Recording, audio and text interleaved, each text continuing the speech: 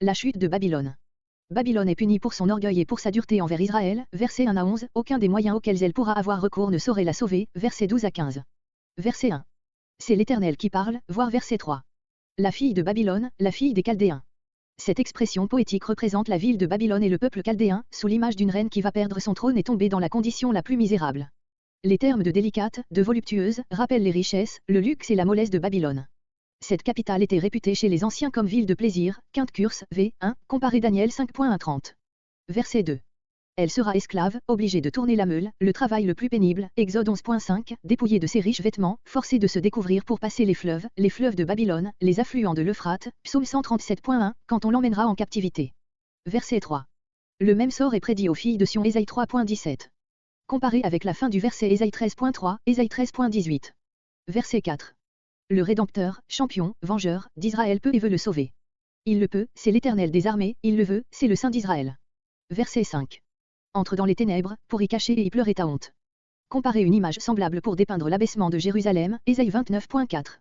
Souveraine des royaumes, elle dominait sur un grand nombre de royaumes conquis, Ésaïe 13.19, ses princes étaient les rois des rois, Ézéchiel 26.7. Verset 6. Jéhovah est irrité contre Babylone à cause de la cruauté dont elle a usé envers Israël.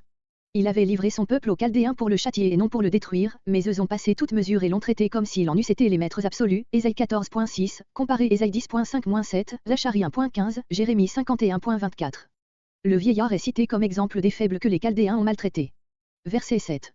Jérémie 50.24. Verset 8. Moi et rien que moi, c'est-à-dire, je n'aurai pas d'égal. Elle parle comme Dieu lui-même, Ésaïe 45.5, Ésaïe 45.6, Ésaïe 45.18, etc. Comparez les mêmes paroles dans la bouche de Ninive, Sophonie 2.15. Verset 9. Une double peine lui sera infligée, elle sera veuve, c'est-à-dire isolée, abandonnée de tous les peuples qui autrefois la courtisaient, Apocalypse 18.7-9, comparé Ésaïe 23.16-17, et privée d'enfants, c'est-à-dire dépeuplée, Ésaïe 23.4, ses habitants étant tous ou tués ou en fuite, Ésaïe 13.14-15, Ésaïe 43.14.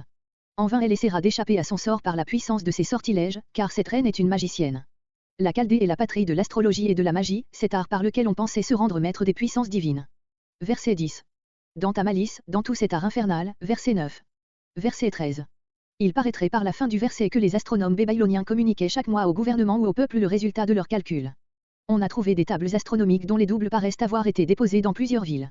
Le voyageur anglais Smith a découvert en 1869 un calendrier assyrien dans lequel chaque mois est divisé en 4 semaines. Les Babyloniens sont les véritables inventeurs de ce que les Arabes ont appelé plus tard l'almanach. Verset 14. Les astrologues et les devins ne sauveront pas Babylone, car eux-mêmes seront consumés dans le jugement qui la frappera. Comparez Ésaïe 44.25 et pour l'image, Ésaïe 33.14. Verset 15. Ceux avec qui tu t'es fatigué, les sages, les devins, verset 43, on faisait pour leur entretien de grands sacrifices à Babylone, ils y avaient un quartier à eux. Ceux avec qui tu trafiquas, les étrangers que leur commerce amenait dans Babylone, cette ville de négociants, Ézéchiel 17.4, Apocalypse 18.11, Apocalypse 18.15, comparé Ésaïe 13.14.